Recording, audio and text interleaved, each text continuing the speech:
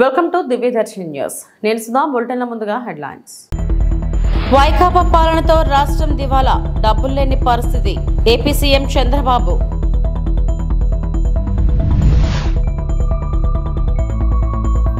అంతర్జాతీయ ప్రమాణాలతో జూ పార్కుల అభివృద్ధి. ఉప ముఖ్యమంత్రి అటవీ శాఖ మంత్రి పవన్ కళ్యాణ్.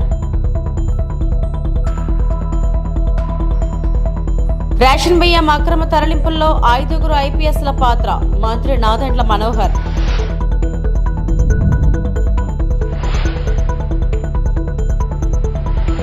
శ్రీవారి ఆస్తులకు పంగనామాలు పెట్టిన నయవంచకులు పోయారని కేంద్ర మంత్రి బండి సంజయ్ అన్నారు. ఇప్పుడు స్వామివారికి నిత్యం సేవ చేసే రాజ్యం వచ్చిందని చెప్పారు. గురువారం తిరుమల శ్రీవారిని దర్శించుకున్న అనంతరం ఆయన మాట్లాడారు. ఏపీలో గత వైకాపా ప్రభుత్వ పాలకులు వీరప్పన్ వారసులు ఎర్రచంద్రం పేరుతో జాతీయ సంపదను దోచుకున్నారు. ఆ డబ్బుతో రాజకీయాలను శాసించే స్థాయికి చేరుకున్నారు. ఎర్రచంద్రం దొంగలను వదిలిపెట్టేదే లేదు. గత అరాచక ప్రభుత్వంలో స్వామివారి నిధులను పక్కదారి పట్టించి తిరుమలను రాజకీయ పునరావాస కేంద్రంగా మార్చారు. శేషాచలం కొండల్లో ఎర్రచంద్రం దోపిడీకి నివేదిక కోరుతాం. దాని ఆధారంగా జాతీయ సంపదను దోచుకున్న వారిపై చర్యలు తీసుకుంటాం. ఎర్రచంద్రం అక్రమ రవాణాపై గతంలోనే CM Chandrababu, deputy CM Pawan, Tirupati Bhajapa నాయకులు అనేక పోరాటాలు చేశారు. కొండ మీద అరాచక పాలన ముగిసింది. ఇన్నాళ్లు భక్తులు ఎదుర్కొన్న సమస్యలు తొలగి పరిస్థితులు చక్కబడ్డాయి. స్వామివారి ఆస్తుల పరిరక్షణకు పటిష్ట చర్యలు తీసుకుంటాం. నరేంద్ర మోదీ దేశాన్ని విశ్వగురువుగా చేసేందుకు కృషి చేస్తున్నారు. ఆయన సారథ్యంలో భారత్ అభివృద్ధి చెందిన దేశంగా మారుతుంది అని బండి సంజయ్ పేర్కొన్నారు.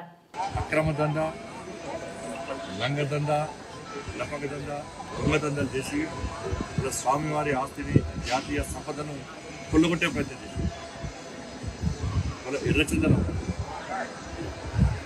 వీళ్ళంతా వీరప్పన్ వారసులు అంతా కూడా వీరప్పన్ వారసుల చేతిలో ఉన్నటి వరకు కూడా టీటీడీ ఉంటుంది. స్వామివారి పవర్ ఎందుకు తెలుసు, స్వామివారి శక్తి ఎందుకు తెలుసు. సరే 10 సంవత్సరాలు వాడు ఆడింది ఆడ, పాడింది పాడేవాడు. వాళ్ళు ఏమైంది పరిస్థితి? స్వామివారి జోలు కొట్టి ఏమైంది పరిస్థితి? ఎర్రచందనం పేరుతోని దొంగదందా చేస్తూ వేల కోట్ల రూపాయల స్వామివారి ఆస్తిని, జాతీయ సంపదను దోచుకుంటూ వాళ్ళే ఇవాళ రాజకీయాలను శాసించే స్థాయికి వచ్చారు.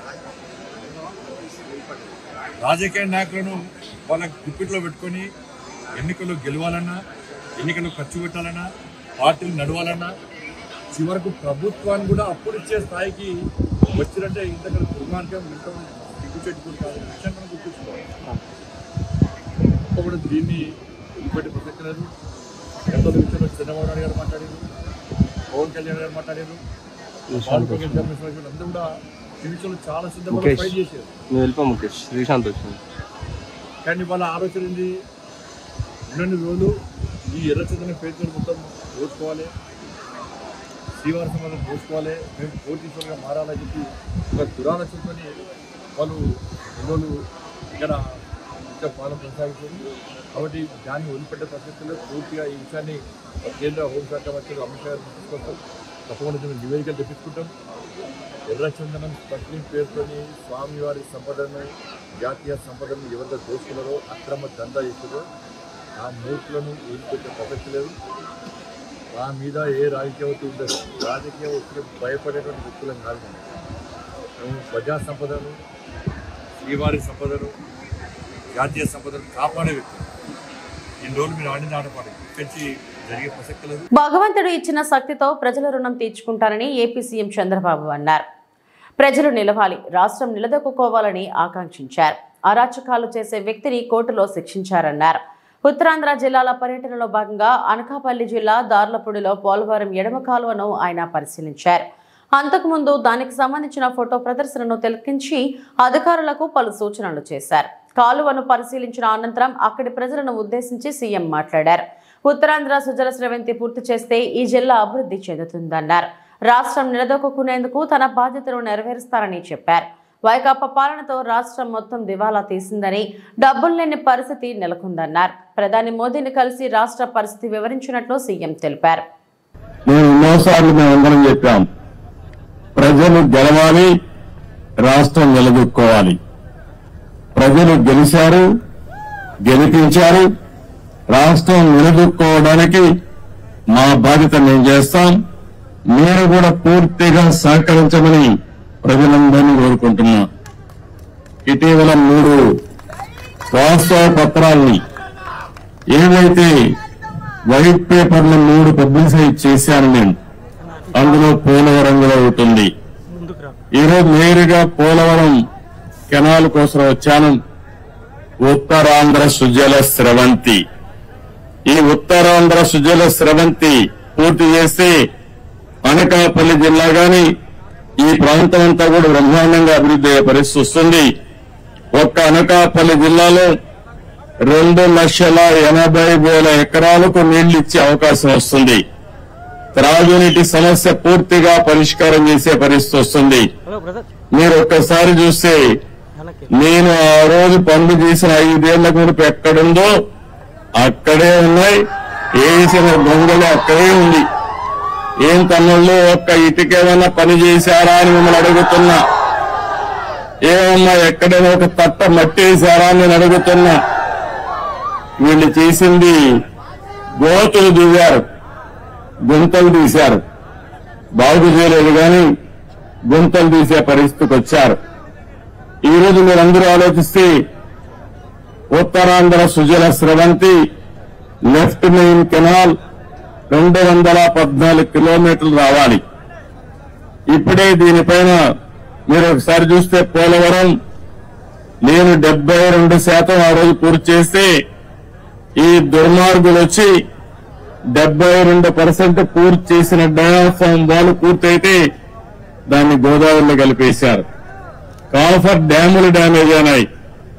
2021 జూన్కు నీళ్లు రావాల్సిన పోలవరం ఇప్పుడు ఎప్పుడు వస్తుందో చెప్పలేని పరిస్థితి తీసుకొచ్చారు.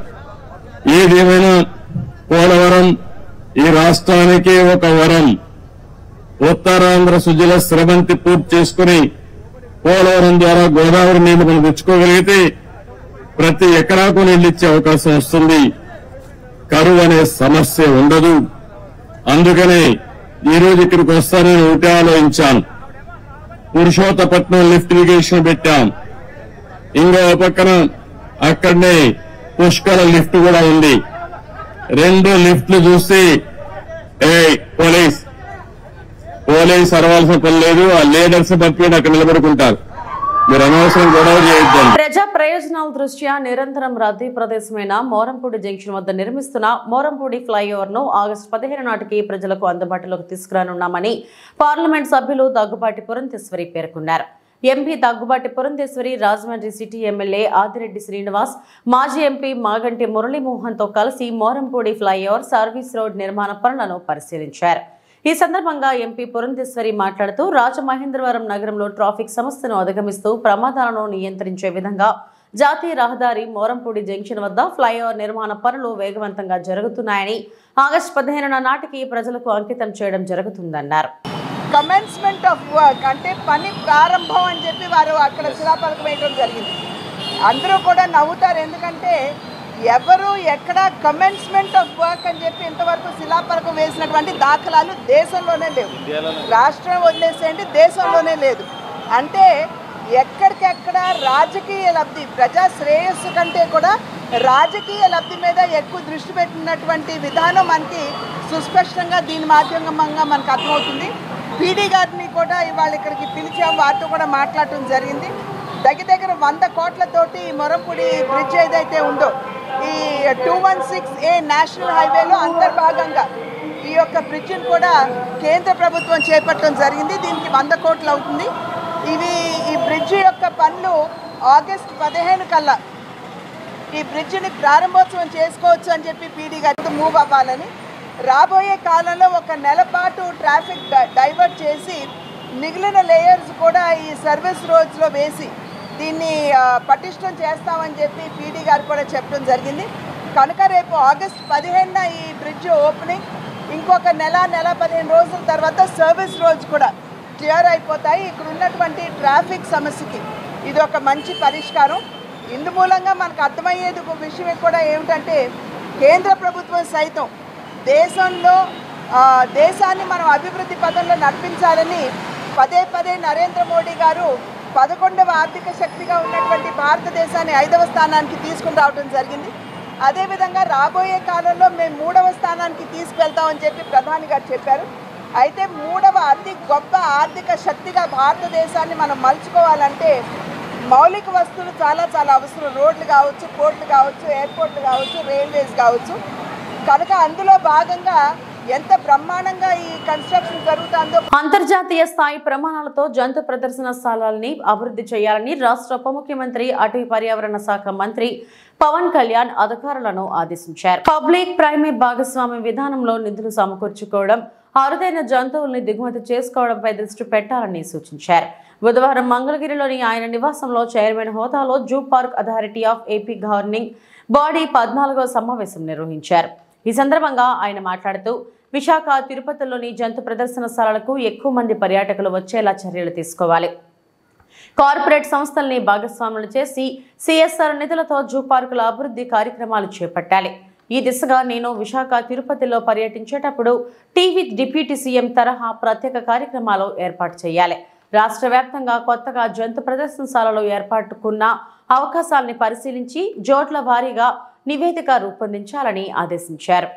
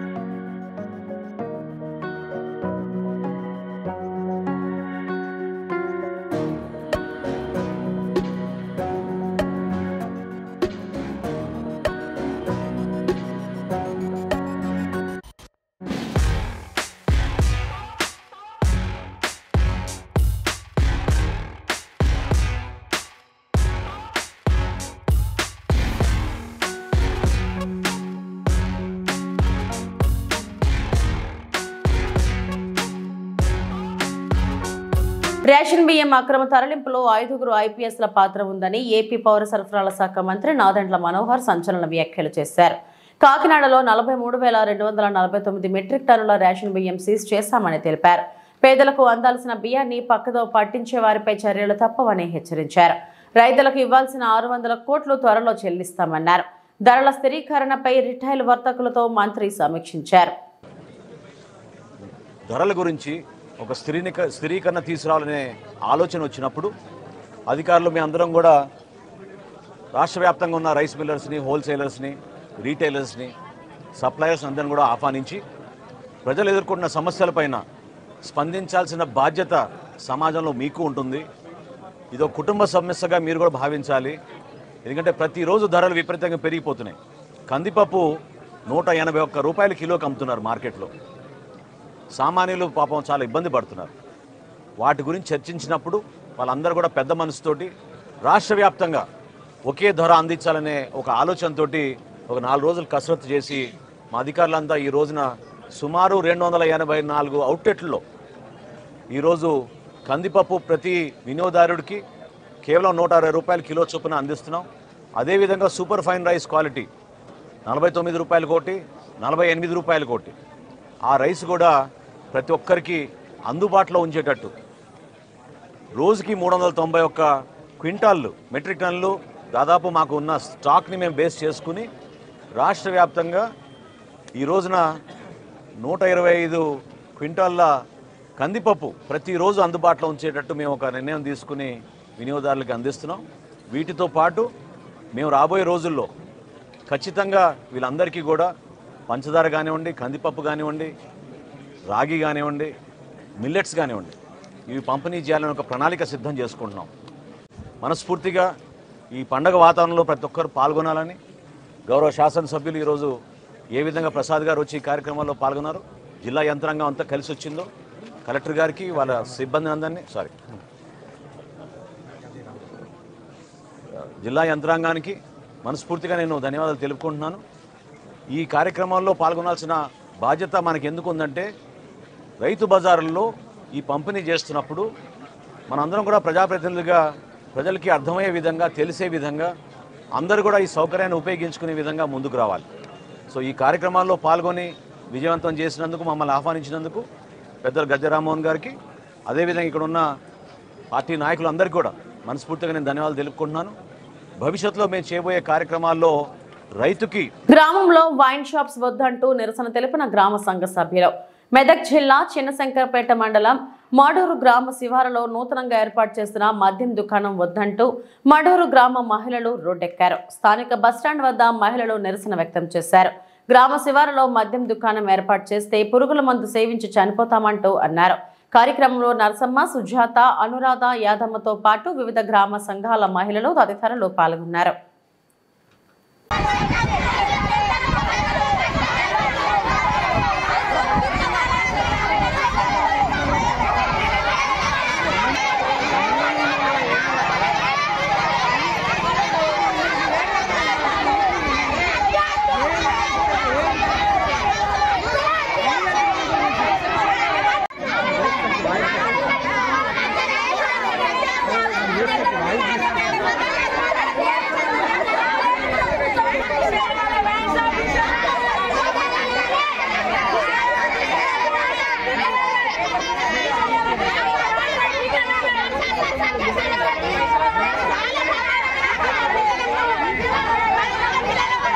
బాధ ఏందో చెప్పదు, వస్తే మీద చెప్పు.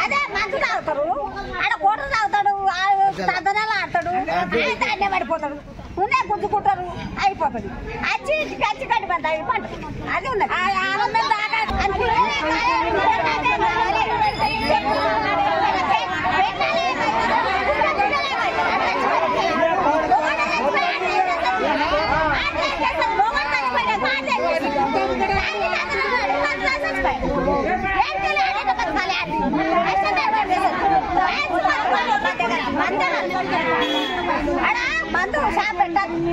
మడుల మైన్స్ మాత్రం వద్దు.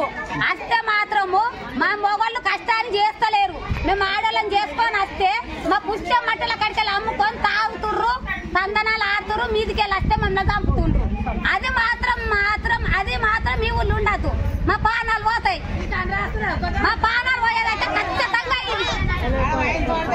మా మట్టి మా పుష్ట కడికలు అమ్ముకుంటా మేము కష్టానికి పోతే తాగుడు పోతుర్రు. అది మాత్రం ఉండదు ఊళ్ళే.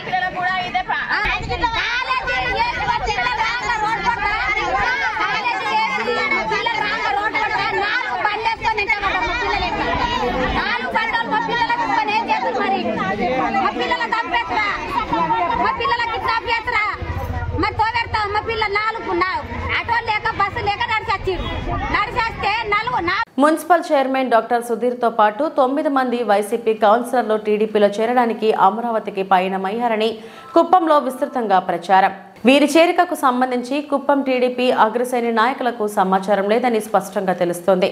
అధికార పార్టీ మంత్రి చొరవతో Kuppam municipal chairman doctor Sudheer YCP నుండి టీడీపీలోకి జంప్ కానున్నట్లు సమాచారం.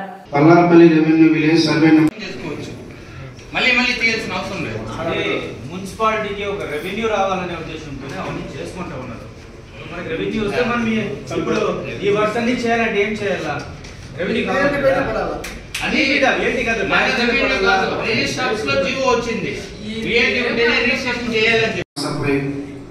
కోసం పెట్టడం జరిగింది. Subject number 22 7th ward Vaddipalli నందు డ్రైనేజ్ ఫెసిలిటీ కోసం పెట్టడం జరిగింది.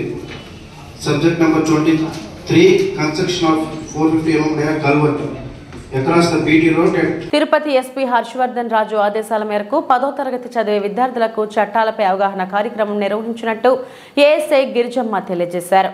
గురువారం వెస్ట్ మహిళా రక్షక్ ఆధ్వర్యంలో తిరుపతిలోని అన్నమయ్య సర్కిల్ సమీపంలోని ఏపీ గిరిజన సంక్షేమ హాస్టల్ నందు 3వ తరగతి నుంచి 10వ తరగతి వరకు విద్యార్థులకు నూతన క్రిమినల్ చట్టాలు, బాలల వేధింపులు, పిల్లల తప్పిపోవడం, బాల కార్మికులు, బాల్య వివాహాలు, గుడ్ టచ్ మరియు బ్యాడ్ టచ్ మరియు సైబర్ క్రైమ్, వ్యక్తిత్వ వికాసం, క్రమశిక్షణ గురించి ఏపీ గిరిజన సంక్షేమంలో అవగాహన కార్యక్రమం నిర్వహించారు. ఈ కార్యక్రమంలో మహిళా రక్షక్, పోలీసులు పాల్గొన్నారు. బొమ్మలాగా ఉన్నావు, నువ్వంటే నేను బాగా ఇష్టపడతాను, నాతో మాట్లాడతావా అన్నప్పుడు మీరేం చేస్తారు? ఇక్కడ ఎవరైనా ఒక అబ్బాయి నైన్త్ పిల్లలకు చెప్తాను. అంత ఆఫీసర్లు అవ్వచ్చు, ఐఏఎస్లు అవ్వచ్చు, అంటులు అవ్వచ్చు, అన్నీ చేయొచ్చు కదా. మనలో లేని టాలెంట్ లేదు, కానీ మనకే ర్యాంకు. ప్రతిసారి చూడండి, అమ్మాయిలకు మంచి ర్యాంక్ వస్తుంది, అబ్బాయిలకు మంచి ర్యాంక్ వస్తుందా కోసం మేము ఏదైనా అంటాము. అమ్మాయిలు కావచ్చు, అమ్మ వాళ్ళు కావచ్చు, మహిళల కోసమనే మేము వస్తూ ఉంటాం అన్నమాట. మహిళా రక్షణలో జరుగుతూ ఉంటాం, తెలుసు కదా. ఇది వరకు టీపీ ఉంటుంది, అంతకుముందు మనకు ప్రైవేట్ పార్ట్స్, మనకు ఇబ్బందికరంగా ఉండే పార్ట్స్ ఎప్పుడైతే తాకుతారో అప్పుడు మీరు దూరం అయిపోతే అమ్మ కన్నా లేదంటే మీ ఇంట్లో ఇలా అక్క వాళ్ళకి చెప్పాలి. చెప్తారా? ఎందుకంటే తెలియని ప్లేస్ ఉంటుంది ఇదంతా. ఇక్కడ చేయాలంటే అక్కడ వేయడం, ఇక్కడ వరకు ముద్దు పెట్టుకుంటే ఓకే. ఇక్కడంతా పార్ట్స్ తాకితే ఏమవుతుంది? అదే అమ్మ అయితే, ఇప్పుడు నేను అమ్మను, నాన్న ఏం జరిగింది, నా స్కూల్లో ఏం చెప్పారు మేడం అని ఇలా అతుక్కుంటాను, ముద్దు పెట్టుకుంటాను. ఇది ఏం టచ్ అవుతుంది? కాబట్టి గుడ్ టచ్కి బ్యాడ్ టచ్కి ఇది తేడా. పనికిరాని వాడైతే ఏం చేస్తాడో, వాడు ఏడాడ పాటలను ఇట్లా అడమడము ఇట్లంతా చేస్తాడన్నమాట. దాన్ని మీరు గుర్తించాలి. ఈ చిన్నపిల్లలు మీకంటే ఇప్పుడు పెద్ద పిల్లలు కాబట్టి తెలిసి ఉంటుంది. చిత్తూరు జిల్లా కుప్పం మున్సిపల్ చైర్మన్ సుధీర్ కు సంబంధించిన ప్రియా నర్సింగ్ హోమ్ పై టీడీపీ నేతల దాడి. ఆసుపత్రిపై రాళ్లతో దాడి చేసిన వైనం. టీడీపీలో మున్సిపల్ చైర్మన్ సుధీర్ చేరుతారనే ప్రచారంతో ఆగ్రహానికి గురైన టీడీపీ నేతలు, ఆసుపత్రి అద్దాలను ధ్వంసం చేసిన టీడీపీ నేతలు.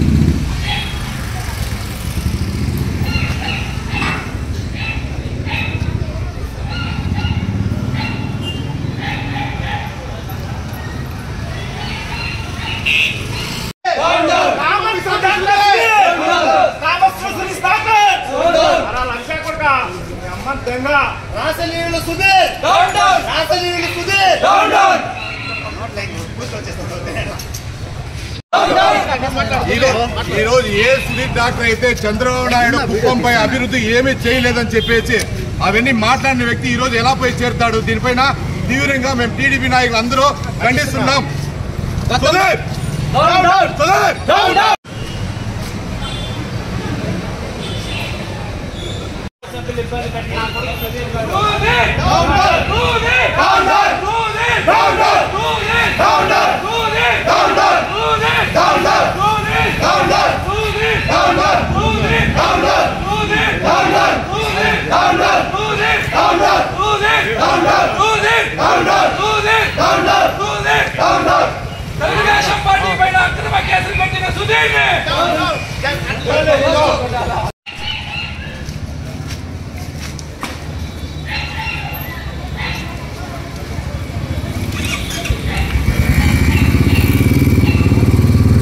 ఈ వార్తలో ఇంతటితో సమాప్తం. నమస్తే.